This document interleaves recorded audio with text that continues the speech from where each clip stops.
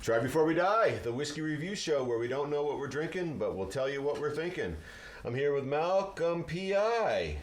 Why do you wear something flamboyant like this? You could pull it off. I have it. I have flamboyance. You know? But maybe next time. Okay. It's good to see you. Welcome back to the bar, It's Mal. nice to be back. It's always good to be here. How was is it mud season out there yet?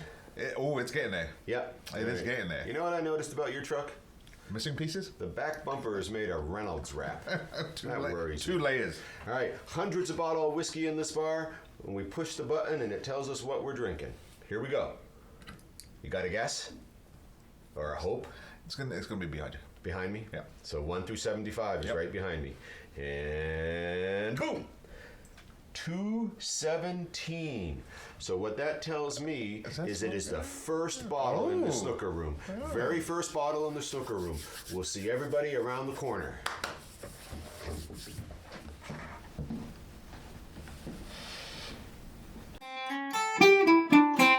Try before we die with a bearded man and a British guy.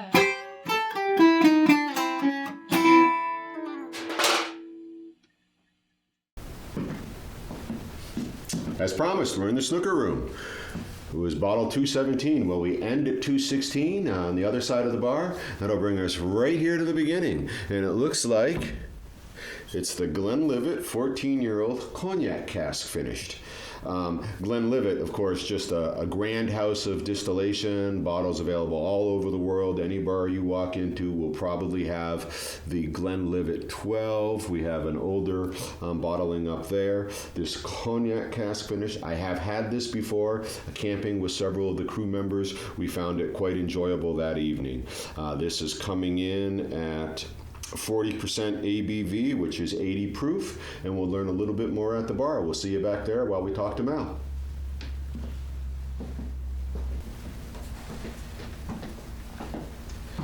Hey Mal. What's up? Did you miss me? No, not really. Really? I missed that bottle though. All right. Well, it's one you and I have had together with some of the other guys. The Glenlivet Cognac Cask. Oh, very nice. I think you bought it while on a camping trip with us. Yes. I think we sat around your campfire at your camper and I believe it was. drank it. That is right. Yes. It disappeared. So it's a 14-year-old coming in at 40% Cognac Cask, selectively finished in Cognac casks to give a rich and intense flavor. Well, let's get it open.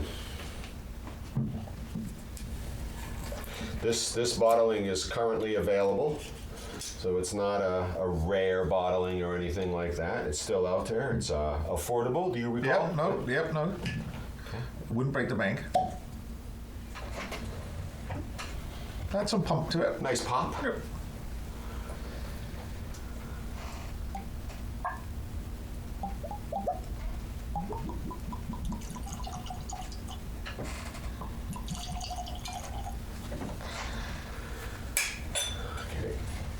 Capped up, and is there anything else on this bottle that's relevant?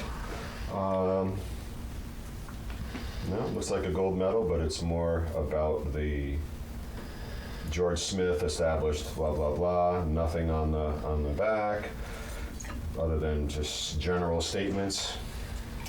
I do like the way they have their Like a their stand. little badge area, right? 1824, the Glenlivet. George and J.G. Smith in the glass.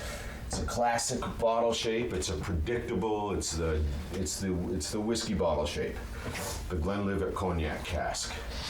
Why don't you think about color for a second, and I'll just see if there's anything in the book about the Glenlivet, which I'm sure there is something, but the Glenlivet. Here we go. 12-year 18, and then the Duda, the rocket fuel. Yes. This is a 14-year-old, so we know that right off the bat. Nothing about this particular one. Before 1824 and the Tax Act, they were still making whiskey there and breaking the rules.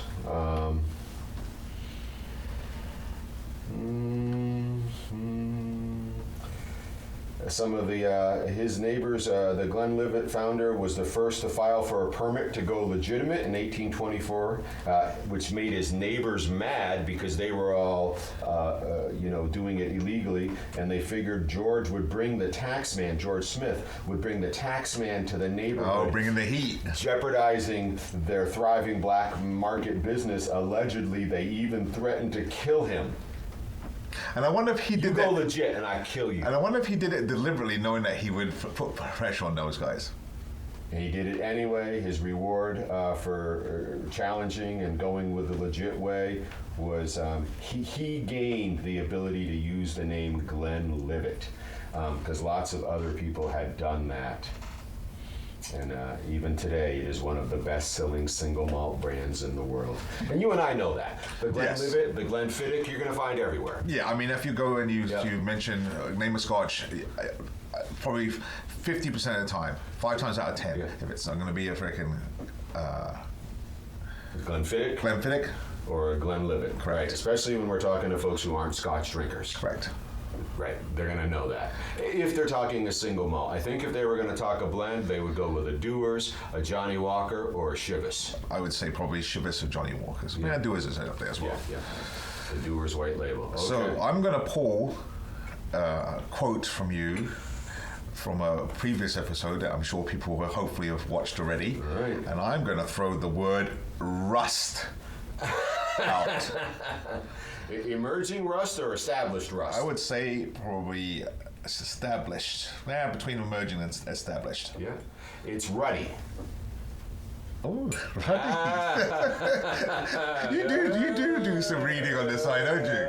Don't tell anybody, but one of my college degrees is in literature. But rust is probably a good way to describe this. And now, like you look around, you've got those reds and oranges and the burnt look. Can we go with rich? It's got some richness to the color.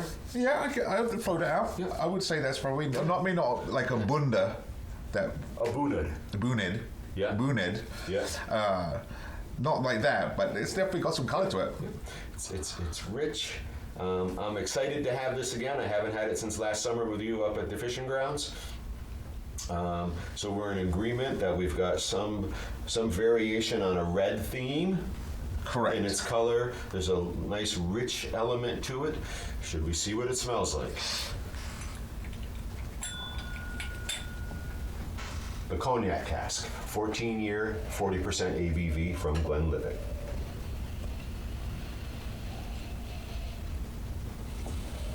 Now, I'm not a cognac drinker, Yep. right?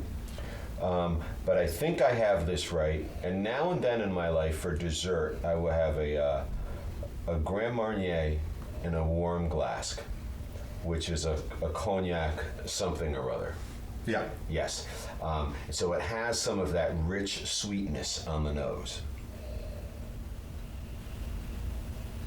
Reminiscent of, at times, certain sherry casks. And that's what I would say. I would say if you were aiming for something, you'd probably go, oh, it's like a sherry. It's like a sherry glass, but it's not quite sure what it is. And that's where you get into that.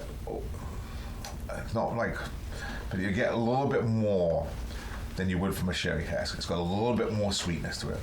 More or they share the same path for a while, and then there's that deviation of, but it's not a sherry cask. Correct. Right, but it has some of that sweet relationship.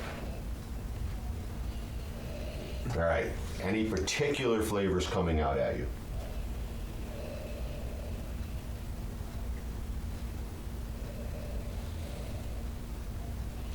Citrus, maybe? Okay, I see that.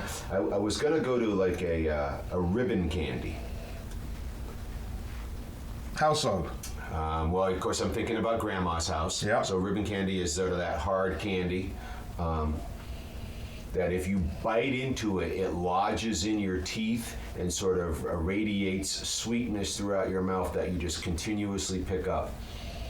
This is potently sweet, but not sickeningly sweet. and there's something hard candy about it. Yeah, there's like a robust sweetness about it. Yeah. You know, you can't get away from it, but it doesn't make you feel like you're... Not a peppermint No? ribbon, right. So for me, it's not the ribbon of the red and white, but actually the shape of the ribbon in the candy. Almost as in sort of that old infinity or Google sign candy that just loops. There's something rich about this sweetness, which is part of what I recall from having it with you up at the fishing grounds. Yeah, almost like a orange, I don't know, Zest? maybe a zest. But it's like a pleasant sweetness. Let's move on, because I think I have a treat for you. All right. All right, let's try a taste. The Cognac Cask, 40% ABV, 14-year-old Glenlivet.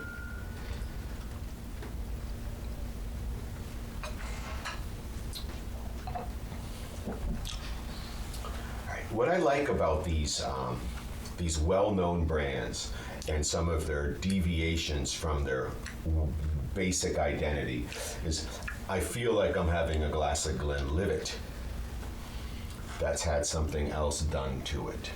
Okay. Do you pick up the Glenlivet in here? I think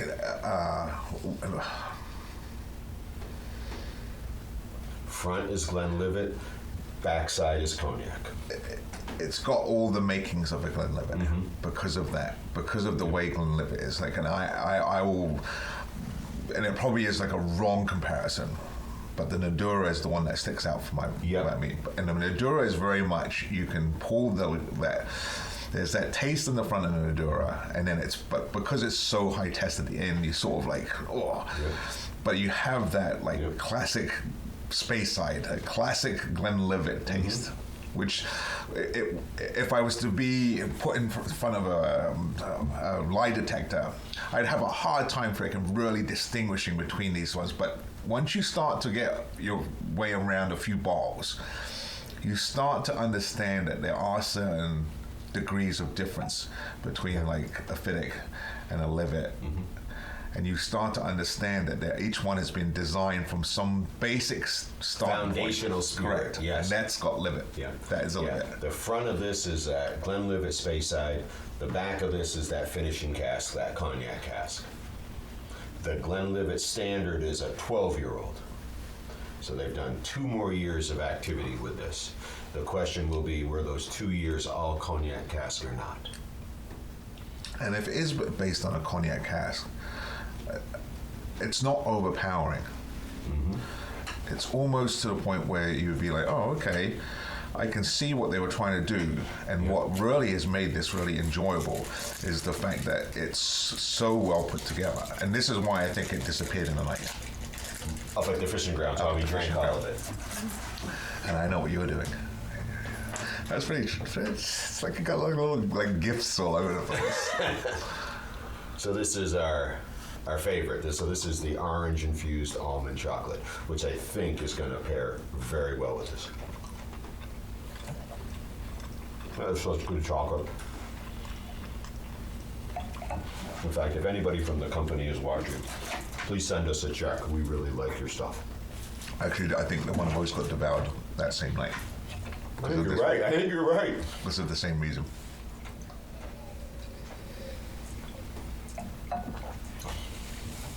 Oh yeah, touchdown. Yeah. That completely rounds this drink out. It really it's really good. It is.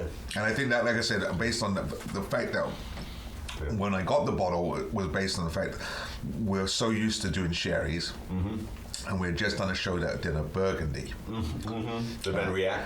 Yes. Yep. And I happened to be in Pittsburgh before you guys, and I was like, you know what, I'm going to grab this one because it's slightly different as well. Oh yeah, I think you did say that to us. Yeah. And I enjoyed it. And then that night was when you brought out the chocolate, and then that bottle disappeared. So this orange chocolate is just a great pairing with this Cognac cask finish.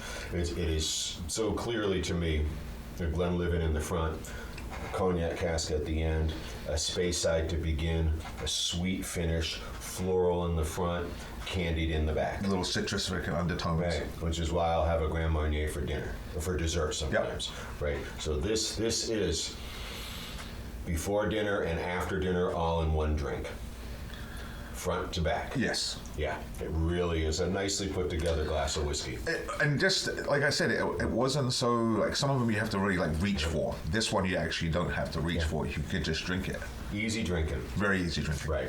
It's not punching you anywhere. No. It's relaxed the whole time. And I almost like it would be nice if we caught some footage of us drinking that, but because of the same reasons. Yeah. We were enjoying it. Mm-hmm. It wasn't something being forced. Yeah. It's not a challenge. No. Right. Sometimes you like that challenge. This particular whiskey is not. No, it was just easy to just, hey, you ready for that one? Yep. Campfire. Yep. All right. The Glenlivet, the 14-year-old Cognac cask at 40% ABV, matched very well with an orange chocolate.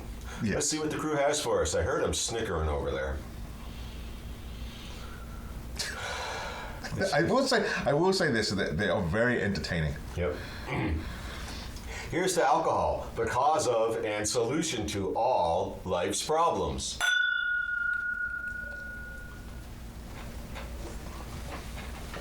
Just like at the bottle up at frickin' camping. Gone. You got to work on this. You don't have anything left. So I'm going to come over here and have a little more chocolate. You got nothing to go with it. That's ridiculous. So tell me, is it the Cognac cask that does it for you, or is it because it's the Glenlivet that does it for you? Because that Speyside matters to you. The Speyside does, man, and I will say that it's the cognac part of it. I like the difference. Mm-hmm. Everybody, it's all sherry, it's all bourbon, but to do something slightly different, to change up, but still keep your roots, still keep your base, your identity. Correct. Yeah, is what makes that. Right. It is clearly a Glenlivet that's had this bonus addition, and it just matched well. This is a nice marriage. And I will honestly say, anytime you get a bottle and it disappears, because people are enjoying it, not because people frankly just want to drink it. Oh, I'm going to drink that because we were enjoying it around a fire on a cool night, but not super cold. Yep. That just I'd buy that. I know I bought a bottle. I have it at my house.